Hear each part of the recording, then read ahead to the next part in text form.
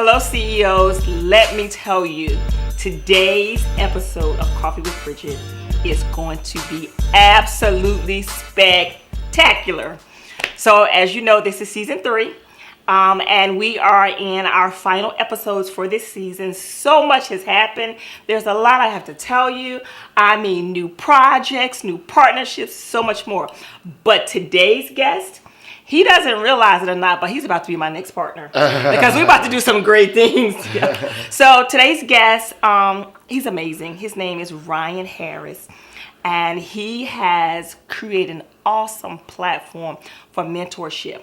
And I had him come on today because I wanted him to not only share his story, but I want to make sure that we give you some skills and some tools and some things that you can use so that you can make an impact in the community. See, Coffee with Bridget, we're going to give you some of everything. Fashion, lifestyle, mentorship, just life application skills. So today, ladies and gentlemen, my guest, Mr. Ryan Harris. How you doing? I'm good. Ryan, thank you so much for being on Coffee with Bridget. It's my pleasure. So Ryan, I think I told you, I want to have a very candid and frank conversation with you today. There's so much I want to ask you. The first thing I want to ask you is, so your mentorship program, your passion and your love for what you do, what is it fueled by? And what exactly do you hope to expand to in 2019? And just give my viewers like a background about your program, what it's called, and then we'll go from there. Okay, so we started the mentorship program 4 years ago. We knew it was a need in the community. We identified a need and created a service for it. I'm from the community, so it was like easy place to pick for me. It was home, so we're the place that you would rather go back to after you get all the knowledge that you need to. So for my viewers that don't know the community, can you share which community you're talking about? The Hunting Park area, which is North Philly, right? North Philadelphia, right. Yes. Okay. Yeah, so started our Talk to Me mentorship program. We know that there was a need for influence in the community and for positive influence. And we know that social media and society tells us that people that look like us can only be successful if they participate in sports or entertainment. And I like to believe that it wasn't true. And I wanted to change that narrative. So I started exposing them to new concepts and ideas, teaching them about entrepreneurship, and then exposing them to people that look like them, that came from the same background as them, and have obtained some level of success so they could come back and teach the kids. Wow. And then that way, that would give them different outlooks on life, and they won't have to aspire to be just a police officer or a fireman. They can actually be the man behind the camera or the person right here too. Right. So Ryan, so for my viewers who don't know the name of your organization, share with them the name of your organization. The name of our organization is As I Plant This Seed, Proverbs 22:6. All right. So now, I feel your excitement. I also feel your passion. And most importantly, I have seen in black and white, in print, in articles, the amazing things that you're doing. And what I think that captivates me the most is that you are just like a chill, calm, unassuming, but powerful. It's like you are a silent and a loaded weapon.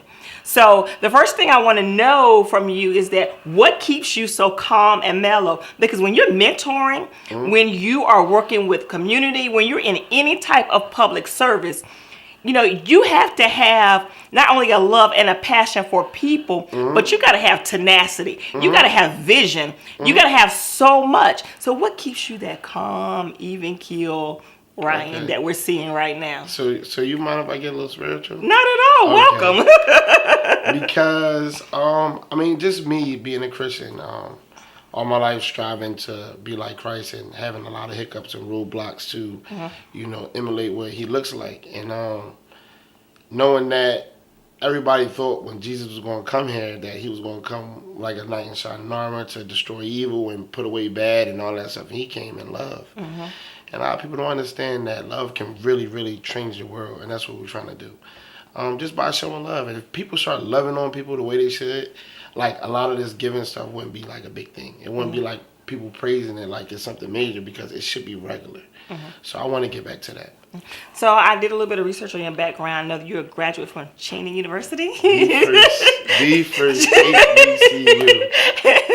The first. Don't let nobody. Ladies and gentlemen, do you hear this? I'm telling you, 1837 ain't no doubt about it. Okay. You're not gonna trick. HBCUs, Yes. we're here for. Oh yeah. So I know that you're a graduate from Cheney University. Proud graduate. Yes, and so what I like is that not only your passion and mentorship, but you took the next step to educate yourself. Absolutely. To be able to go into the business world, because I think a lot of times as a business owner, you know, sometimes when you get in that place that you become so busy in the business that we sometimes, you know, we don't make the time to go to conferences to keep up on what's going on in the business world, in the marketplace. So having that education background, it kind of gives you, you know, the tools that you need. Absolutely. But it also puts you in a place where you are always looking to see what's next. Absolutely. It changes your mindset. Absolutely. For 2019, my motto, my affirmation is change your conversation, change your surroundings, change your life. And I believe that I have exemplified that. So I'm tying it back to you going to an HBCU. Yes. I'm sure it changed your life because you changed your conversation. Absolutely. You changed your surrounding. Absolutely. Now, can you tell us about the change that took place in you to get to this place you're at right now? Okay, so a lot of people probably can't identify that trauma. And when you go to college and you get away from all the trauma that you lived in, it's easier to learn. And it's easier to have an open mind. You start meeting different people, different perspectives, different walks of life, people that look like you that had a different struggle or, you know, whatever they was coming up to, and it just changed your perspective. I think that a lot of those things changed my mindset and helped me to think bigger and like just not accept what the norms were or what society say. The standards that we was being held in our community is like unacceptable. And it's like we don't have to, you know, conform to what they are trying to give us. We can go get what we want. And that was my whole thing. Just going to go get what we want. And not having to ask for anybody to give us anything. And teaching our kids, bringing them up with values and, you know, understanding and, you know, just talking to them about trauma and all those things. So going to school, it was like, okay, like, it's something different here. Like, I know something different. It's something better out here for me. So it made me change my mindset to want more. And that's why, like, when I got in contact with some of my mentors, well, one of my mentors, Dr. Julius Flynn, my guy, he like my friend now, but he was pain in my butt because he failed me. I'm telling you, he failed me 4 times. Well, 3 times. I had to take him 4 times. But you got to see him like 12 times before you graduate. Wow. And it's like, and he was the hardest teacher on campus. When I got into going into the recreation and leisure management department, I was thinking I was going to get in and out of school fast because I was already smart. I'm like, being a gym teacher is not hard. That's what I was going to go for. I wasn't thinking about passion or anything.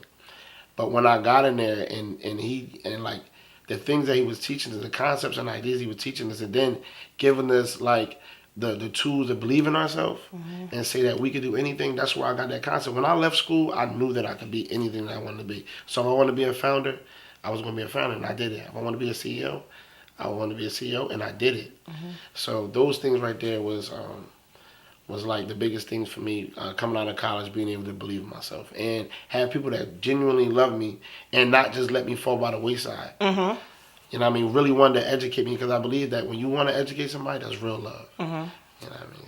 So I do believe that failure is a catalyst for success. Absolutely. And I also believe that failure keeps you not only humble, but it keeps you reachable. It keeps you in a place where people can relate to you. Absolutely. I know in my own personal life, and I've said this over and over again, that is when people see my social media or they see me and I'm glammed up like I am today, but they don't see how many times I got it wrong before I got to this point. They don't see how many times I had to keep going back to the drawing board before I got to this point.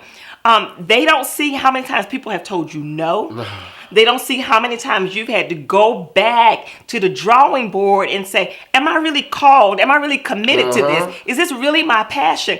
And you know what? They don't even see what I call the silent frustrations. Right.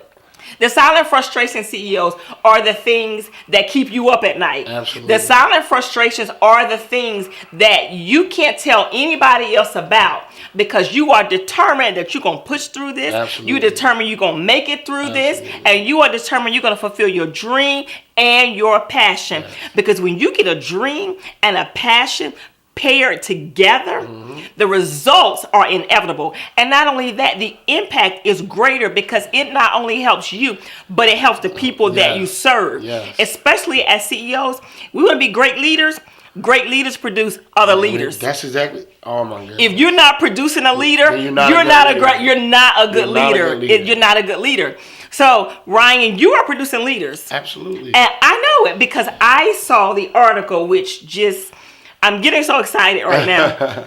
I saw the article where you stood in the ring. Yes. And you hit crowdfunding. Yes. And you raised money to not rent a building, to not lease a building, but purchase a building. Absolutely. All because you are committed to the dream and committed to the cause. Yes. You are, maybe this is not a good analogy, but you get where I'm going. You're kind of like our modern day Martin Luther King. You have a dream. I've been getting that a little bit. Yeah, you have a dream. Yes.